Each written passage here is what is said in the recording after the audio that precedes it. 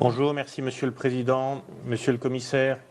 Comme vous l'avez entendu au début de notre réunion, la majorité de cette commission a choisi de museler son opposition, nous privant de rapport, contrairement à la méthode d'honte que ce Parlement prétend adopter.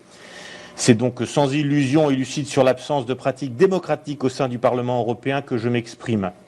Je constate tristement, mais sans surprise, que quels que soient les domaines auxquels la Commission s'intéresse, elle s'attache à défendre et à faire la promotion de tous les citoyens du monde, les plus lointains possibles, négligeant systématiquement les peuples des nations européennes qui pourtant la financent.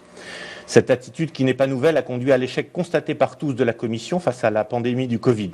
Cette préférence systématique des autres, avant les nôtres, est rejetée par les peuples européens. Tous les sondages le montrent. La politique du voisinage dans le cadre du Covid, après l'échec total de l'aide européenne en Italie, mais aussi ailleurs au sein de l'Union, est à ce titre révélatrice, tout comme le sont les instruments financiers de financement extérieur, alors que l'Europe représente plus des 2/3 des victimes dans le monde, que la France, l'Italie et l'Espagne sont les pays les plus durement touchés. Ce ne sont pas moins de 3,3 milliards d'euros qui ont été débloqués en faveur des pays des Balkans.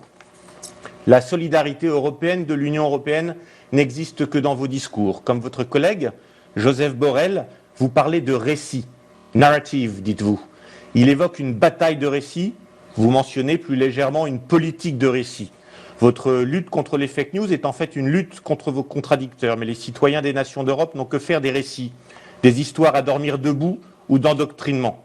La réalité, elle s'impose à tous, c'est qu'alors que, par exemple, que l'Italie devait faire appel et compter sur la Chine ou la Russie pour l'assister face au coronavirus, nous versions des fonds à la Turquie. Ce qui compte, monsieur le commissaire, c'est la vérité. Ça n'est pas un récit fabriqué a posteriori.